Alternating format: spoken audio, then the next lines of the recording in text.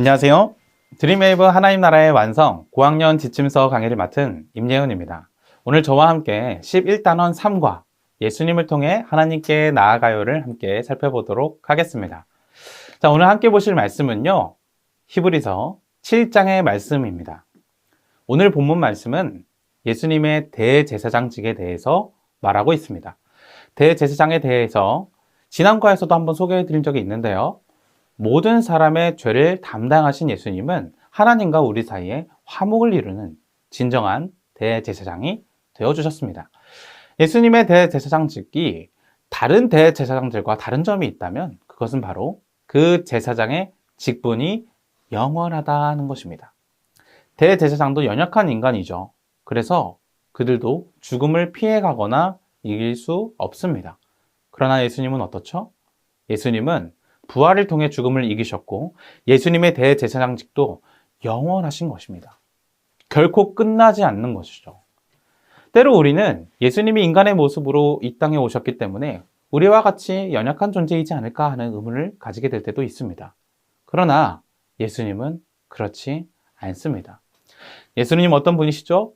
예수님은 죄악된 인간과 모든 관계에 있어서도 정결하신 분이며 악과 더러움이 없고 죄에게서 떠나신 분이십니다. 하늘보다 높으신 분이고 거룩하신 분입니다. 그렇기에 우리의 영원한 대제사장은 오직 예수님뿐인 것이죠. 예수님은 혈통적으로 제사장이 세워지는 레위지파 출신이 아닙니다. 그러나 성경에서 소개하는 영적인 대제사장 멜기세덱의 서열을 따라서 예수님께서는 대제사장이 되셨습니다. 그 어느 누구도 의심할 수 없는, 그 어느 누구도 대체할 수 없는 유일한 대제사장이 바로 예수님이십니다. 오늘 말씀에서 살펴본 것처럼 오직 예수님만이 하나님께 나아가는 유일한 길이 되어주시는 것이죠. 그렇기에 하나님의 백성된 우리는요, 오직 예수님만을 힘입어 하나님 앞에 담대히 나아갈 수 있습니다. 영원하고 완전하신 예수님만이 죄인된 우리의 연약함을 채워주십니다. 자, 이와 같은 내용을 토대로 우리 아이들에게 가르쳐야 할 원포인트를 살펴보겠습니다. 오늘의 원포인트는요, 예수님을 통해 하나님께 나아가요입니다. 관련하여 오늘의 외울 말씀을 다 같이 한 목소리로 읽어보실까요? 그러므로 자기를 힘입어 하나님께 나아가는 자들을 온전히 구원하실 수 있으니 이는 그가 항상 살아계셔서 그들을 위하여 간구하심이라. 히브리서 7장 25절 말씀. 아멘. 자, 계속해서 관련된 세 가지의 학습 목표를 살펴보도록 하겠습니다. 첫 번째, 인지적 학습 목표는 오직 예수님을 통해서 하나님께 나아갈 수 있다는 사실을 우리 아이들이 알게 하는 것입니다. 자, 두 번째, 감성적 학습 목표는요, 오직 예수님을 통해서 하나님께 나아갈 수 있다는 사실을 우리 아이들이 인정하는 것입니다. 자, 마음으로 고백하고 동의하는 것이죠. 자, 마지막 행동적 학습 목표는요, 오직 예수님을 통해서 하나님께 나아갈 수 있다는 사실을 이제는 전하는 것입니다. 주변에다 알릴 수 있는 우리 아이들이 되는 것입니다. 자, 이제 이 세 가지의 학습 목표를 기억하면서요, 드림웨이브 레슨 플랜에 맞춰 교재의 내용을 함께 소개해 드리고자 합니다. 교재를 한번 펴주시고요, 웰컴부터 차근차근 한번 보도록 할게요.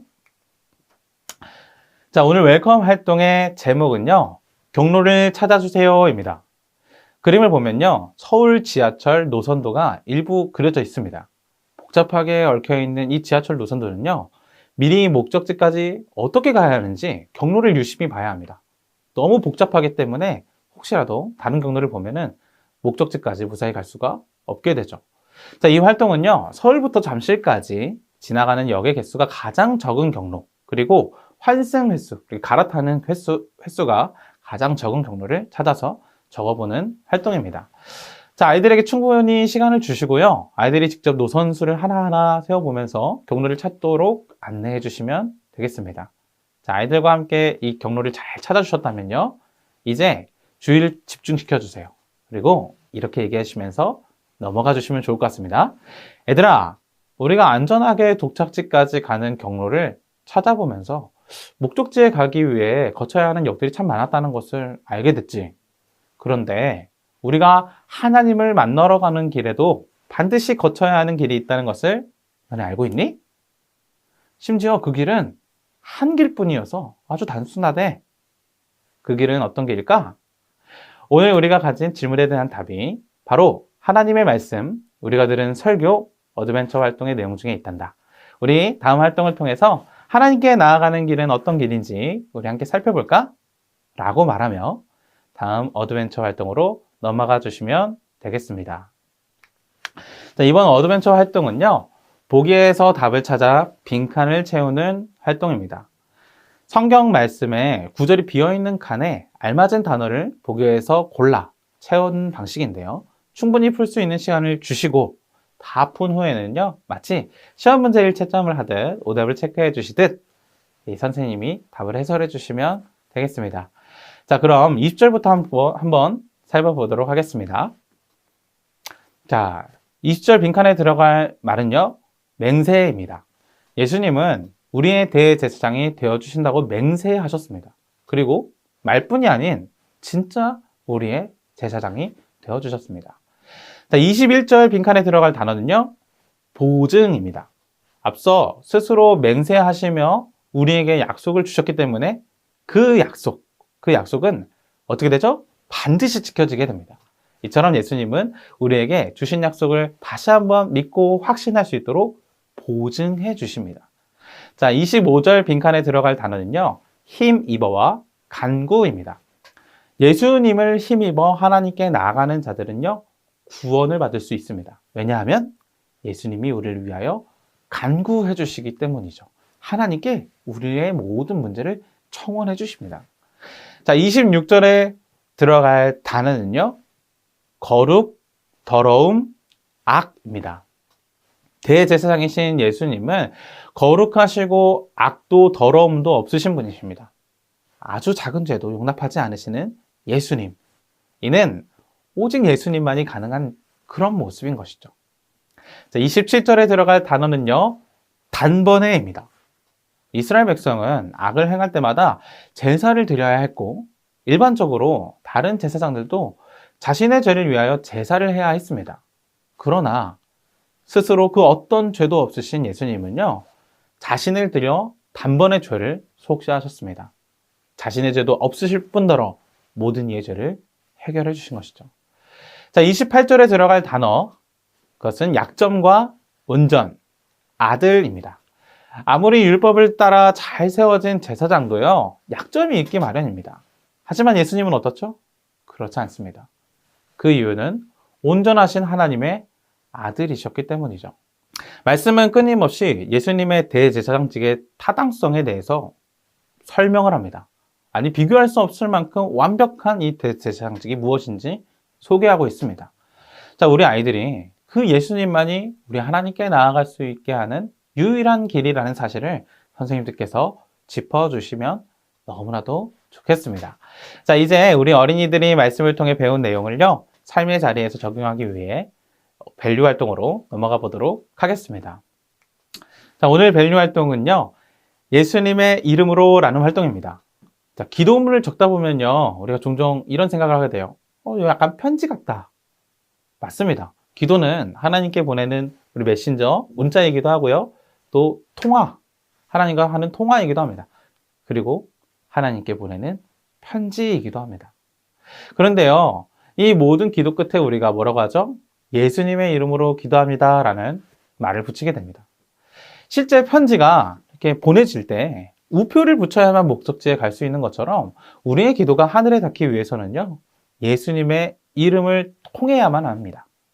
우리 스스로는 죄악 가운데 있지만 우리를 대속하신 예수님은 우리와 하나님 사이에 연결고리가 되어주시기 때문이죠. 자, 이 사실을 기억하시고 또 소개해 주시면서 우리 아이들이 여전히 예수님을 모르는 아이들이 있다면, 주변에 그런 친구가 있고 그런 이웃들이 있다면 그들을 위해 하나님께 도움을 구하는 기도 편지를 쓸 수 있도록 안내해 주시면 되겠습니다. 그리고 그 편지를 또 돌아가면서 한 사람씩 자신의 기도 편지를 읽으며 활동을 마무리해 주시면 아이들 마음에 도전이 있을 수 있다라는 생각이 조금 됩니다. 이렇게 아이들 마음에 격려와 도전을 가져다 주셨다면 이제 우리 아이들이 실제 삶 속에서 예수님만이 유일한 길임을 기억하고 어떻게 하면 그것을 생각하며 살아갈지, 그리고 그것을 어떻게 전하면서 살아갈지 인코리지 활동을 통해 살펴보도록 하겠습니다. 자, 지금껏 살펴본 내용을 통해서 예수님께서 우리와 하나님 사이를 이어주는 길이라는 사실을 알 수 있었습니다. 이제 우리 아이들이 또 다른 사람들이 이 길을 발견할 수 있는 그런 복음의 통로로 사용되면 얼마나 기쁠까요? 그래서 이번 한 주는요, 앞서 작성했었던 기도 편지를 전하는 미션을 주고자 합니다. 하나님께 쓴 편지이지만 꼭 예수님을 알았으면 하는 친구와 이웃에게 기도 편지를 건네주면서 이 놀라운 소식을 전하는 우리 아이들이 될 수 있도록 설레는 미션을 안겨주시면 좋겠습니다. 사실 이걸 실천하기란 사실 쉽지는 않겠지만 용기를 북돋아 주시면서요, 한 주간 의미 있는 미션을 함께 반 아이들과 감당해 보시길 권해드립니다. 한 주간 실천 사항을 다음 주에 와서 돌아볼 때 요일별로 잘 실천했는지를 보고 열심히 실천한 친구에게 작은 시상도 해보면 좋을 것 같습니다. 이외에 4가지 미션과 예배일기도 직접 확인해 주시고 선생님들의 기도로 오늘 성경 공부를 마무리해 주시면 감사하겠습니다. 사랑으로 아이들을 섬기시는 선생님들, 이렇게 11단원 3과 예수님을 통해 하나님께 나아가요를 살펴봤습니다.